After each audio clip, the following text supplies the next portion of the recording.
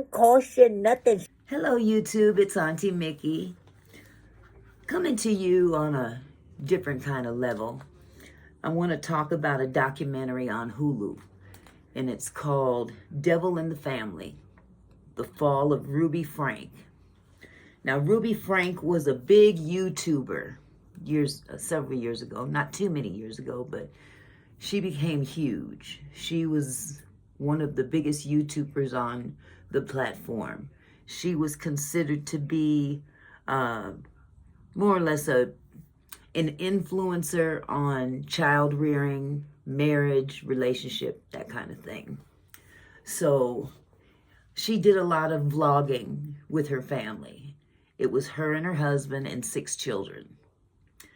And everybody loved her. Everybody loved her. She had millions of subscribers. That's big. The first paycheck they got was $85. Imagine that. Your first check from YouTube, $85.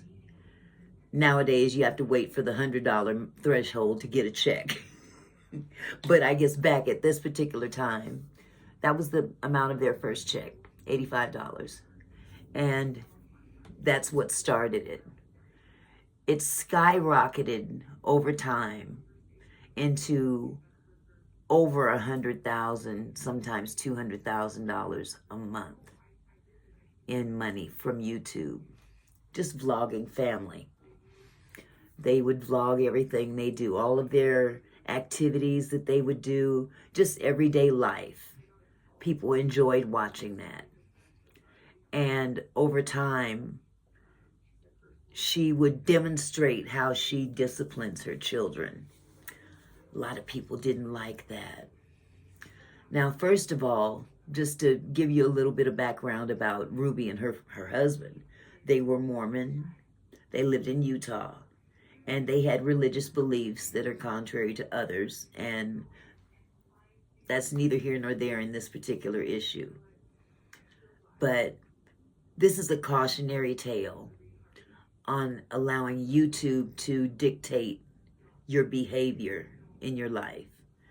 And what has happened in this particular instance is that she was what they would consider starving for attention. According to her husband, she needed attention. And this is how she got it. And of course, the people loved her. They loved how she delivered her content. They loved her. They loved the kids. As a matter of fact, they named the channel 8 Passengers, which meant mother, father, 6 children. Because of the religious beliefs that they had a very strict belief in how children should behave. And many cultures have that same belief that children need to be, be respectful. Okay.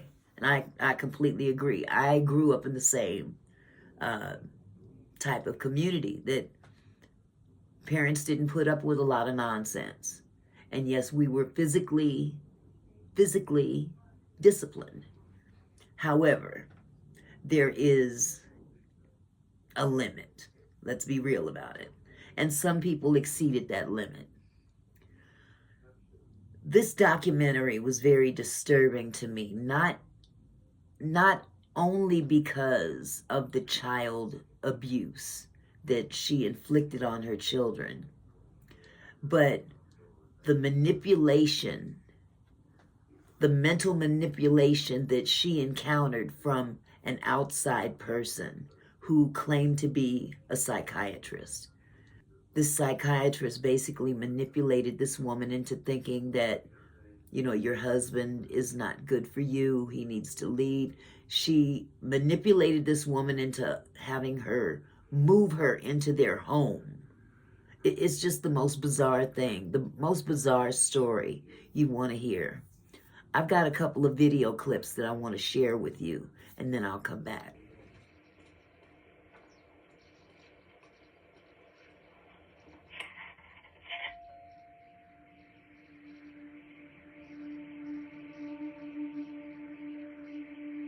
In my own journey over the years, I think I've come to understand evil in a way that most people don't. Things that people don't talk about. And I do believe that Satan is a person.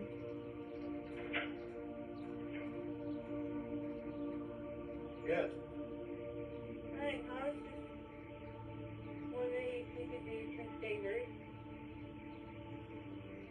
Well, what are they? Taking me to the nearest police station. Well, actually, just one flight. What's going on, son? Have a seat there. This is personal business. Have a seat. What Ruby has done, it just crossed a line of abusive to just psychotic and full-on evil. Her husband, Kevin, seen here in one of Ruby's many social media videos, now fighting to clear his own name. In many ways, we were the perfect family. But the devil knocked, and we opened the door.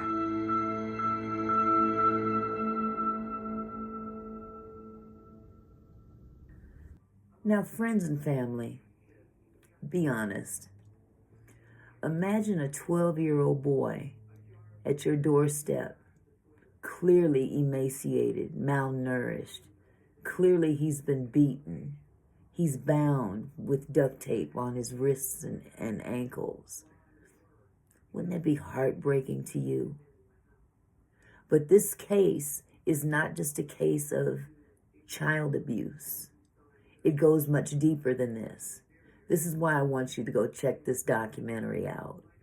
Now, the psychiatrist's name is Jody Hildebrandt. And like I said, she was a so-called psychiatrist, only to find out that she used to be a psychiatrist who lost her license. Apparently, she had a track record of ruining families with some of her techniques. She had a tendency of man-bashing. And again, I don't want to go off into a whole lot of detail about this because I want you to see this for yourself. It's a wonderful documentary, very well done, and very in-depth and very detailed as to what went on with this particular family and how crushing misuse of religion can be to a family and a community.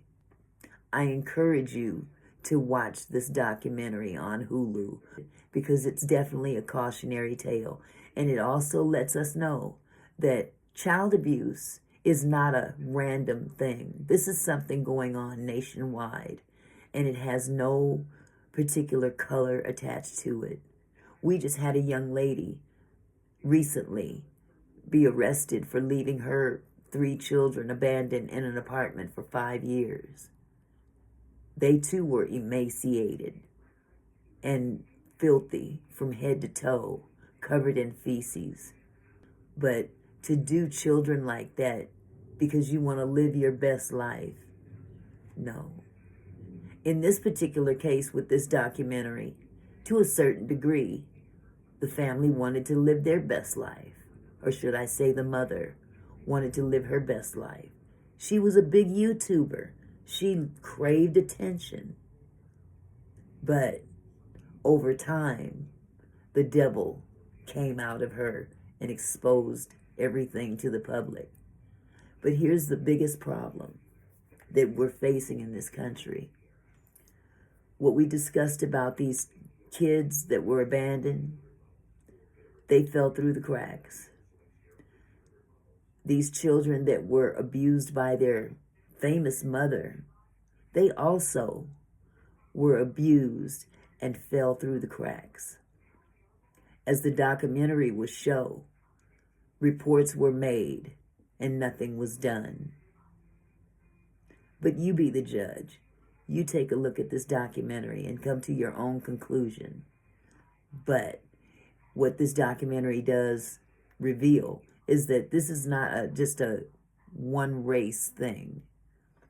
This happens through all races in this country. And it's becoming a bigger and bigger problem. So we can't attach it to poverty. We can't attach it to culture. We can't attach it to anything specific other than we live in a society that is upside down. What is right is wrong, and what is wrong is right. And it's time we pay attention. Don't turn a blind eye, not want to get involved. If you see something, say something, especially when it comes to children. If you see something, say something, because you could be saving a child's life. In many cases, things were said in this case. Nothing was done.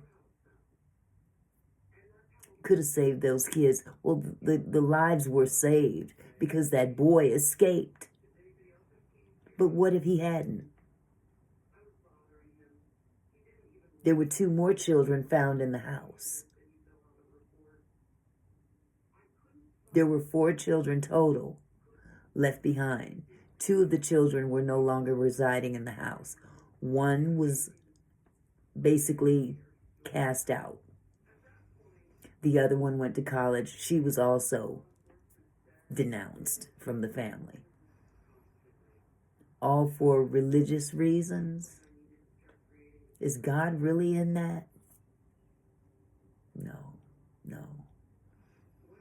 Again, I invite you to watch the show. And you come to your own conclusions. But understand, we've got a lot of work to do in this country. Our government has a lot to do in this country. Legislation and all that. To check the oversight of children being abused. They have no say in the matter. They suffer in silence. And in both cases that I pointed out this evening, the kids suffered in silence. We have a voice. We need to speak up and use it. Bottom line is this.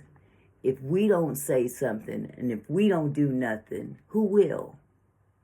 We can't rely on the kids to do it because we're their protectors. So let's start protecting these kids so they can grow up to protect their kids, and so on and so forth. It's the circle of life. Auntie Mickey here. Peace.